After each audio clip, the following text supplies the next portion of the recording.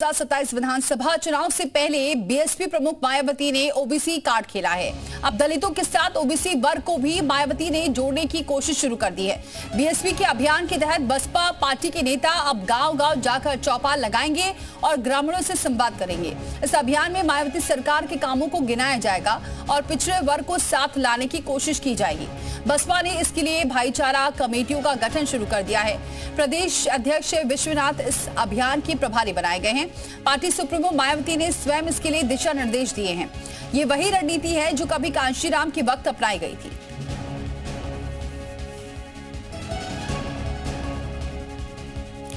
मयूर शुक्ला हमारे सहयोगी इस खबर पर जुड़ चुके हैं। मयूर, अब एक बार फिर से बीएसपी कोशिश कर रही है कि 2027 विधानसभा चुनाव में वापसी कर सके, लेकिन क्या लगता है कि चुनौतियां कम नहीं है बीएसपी के सामने?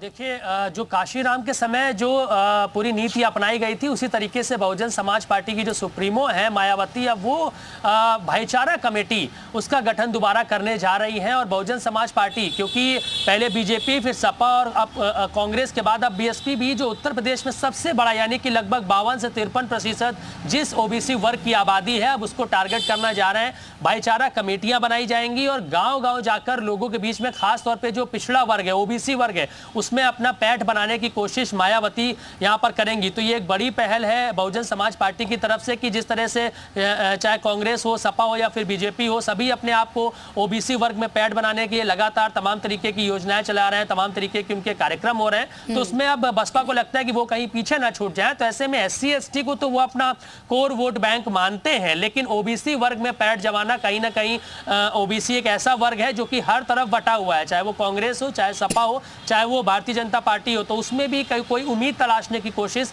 अब बहुजन समाज पार्टी की तरफ से की जाएगी। विश्वनाथ पाल जो कि प्रदेश अध्यक्ष हैं यूपी बीएसपी के, उनको यह जिम्मेदारी दी गई है कि भाईचारा कमेटियों का जल्द से जल्द गठन किया जाए और लोगों के बीच जाया जाए। और बहुजन समाज पार्टी के सरकार के दौरान जो अच्छे काम किए गए थे ओबीसी वर्ग के लिए, SC ST के लिए, उनके लोगों के बीच में जाके बखान करना है और एक पॉजिटिव जो है इंपैक्ट डालने की कोशिश यहाँ पर बहुजन समाज पार्टी करेगी। लेकिन देखना होगा कि क्या देर से आ रही है तो क्या दुरुस्त आएंगे कि नहीं बहुजन समाज पार्टी, ये बड़ी बात होगी। क्योंकि बीएसपी जो है तमाम इस तरीके की जो माहौल चल रहा होता है प्रदेश में, चाहे जाति के हिसाब से हो या फिर अन्य चीजों के हिसाब से, उसमें कहीं ना कहीं लेट हो जाती है। तो बीएसपी फिलहाल अब भाईचारा कमेटी के जरिए आसान होगा, क्योंकि एक तरफ जिस तरीके से बात की जा रही है कि गांव-गांव तक जाकर ये बताएंगे कि बीएसपी ने अपने कार्यकाल में क्या कुछ किया है, लेकिन अभी वर्तमान में क्योंकि बीजेपी जिस तरह से काम कर रही है, डबल इंजन की सरकार चल रही है और बार बार सभी लोगों को गिनाया जा रहा है कि उनके लिए क्या कार्य किया जा रहा है, ऐसे में वापस अपने आप को खड़ा करना बीएसपी के लिए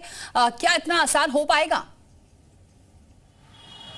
देखिए, ये बात तो बिल्कुल सही है कि बहुत ज्यादा मुश्किल है। और जिस तरीके से पिछले कुछ सालों में जो बसपा का कोर वोट बैंक है वो उससे इतर हुआ है, यानी कि दूर गया है। तो ऐसे में अपने वोट बैंक, मयूर आपको रोकेंगे, कालीचरण जी हमारे साथ जुड़ चुके हैं, दलित चिंतक है। बहुत स्वागत है कालीचरण जी हमारे साथ जुड़ने के लिए। कालीचरण जी, बीएसपी अब भाईचारा कमेटी का गठन कर रही है और लोगों के बीच जाएगी और कोशिश ये है कि ओबीसी वर्ग को साधने की अब कोशिश है बीएसपी की। क्या लगता है ये पॉसिबल हो पाएगा बीएसपी के लिए? देखिए, स्वाभाविक है, हर पार्टी अपनी रणनीति तैयार करती है और परिवर्तन भी करती है, अपने कार्यक्रमों में, अपने नीतियों में सुधार करती है। आप सब देख रहे हैं कि बहन जी ने विश्वनाथ पाल जी को प्रदेश अध्यक्ष बनाया है, तो स्वाभाविक रूप में पिछड़े वर्ग के उनकी वोट बैंक पर नजर का सवाल नहीं है। वो वोट बैंक पहले से था ही उनका, अब उसको फिर से सहेजने की कवायद है।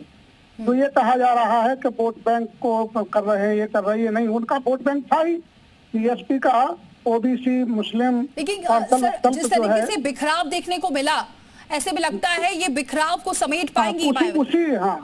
उसी सुधार की कोशिश है।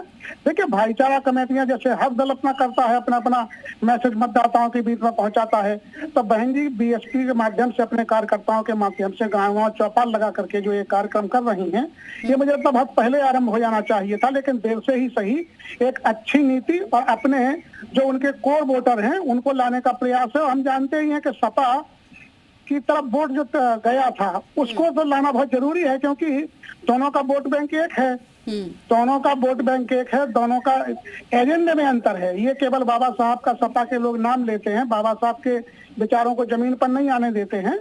लेकिन यहाँ बहन जी ही एकमात्र ऐसी नेत्री हैं इस देश की दलितों की जो बाबा साहब के विचारों और संविधान की मूल भावना के अनुसार कार्य कर रही हैं, और इसी चीज को समझाया जाएगा कि कौन आपका असली हितैषी है। लेकिन सर क्या लगता है ये संगठन भी उस तरह से मजबूत हो पाएगा? क्योंकि अगर हम बात करते बिल्कुल बिल्कुल, देखिए पहले भाजपा की ओर आकर्षित कहाँ होते थे, लेकिन उन्होंने अपनी मेहनत की, अपना परिश्रम किया, अपने कार्यकर्ताओं को लगाया, आरएसएस ने मेहनत की, तो आज उनको परिणाम सबके सामने है। तो स्वाभाविक रूप में मतलब जो पार्टी कही जाती थी कि सवर्णों की पार्टी है, वो पार्टी अब पिछड़ों के नाम पर शासन कर रही है। स्वाभाविक रूप में ये सब नीतियां हैं, और यदि जनता के बीच में ईमानदारी से जाया जाए तो अपनी बात समझाई जाए, और जनता ऊब भी गई है, भाजपा के शासन से ऊब गई है, और सपा का शासन देखा है, और बहन जी के शासन पे कोई प्रश्न नहीं लगता है जिस तरह से ठीक है, देखते हैं कि ये रणनीति कितनी कामगार होती है। बहुत शुक्रिया सर हमारे साथ जुड़ने के लिए। तो भाईचारा कमेटियों का गठन हो रहा है और बीएसपी भी अब 2027 विधानसभा चुनाव के लिए एक नई रणनीति के तहत काम करने जा रही है।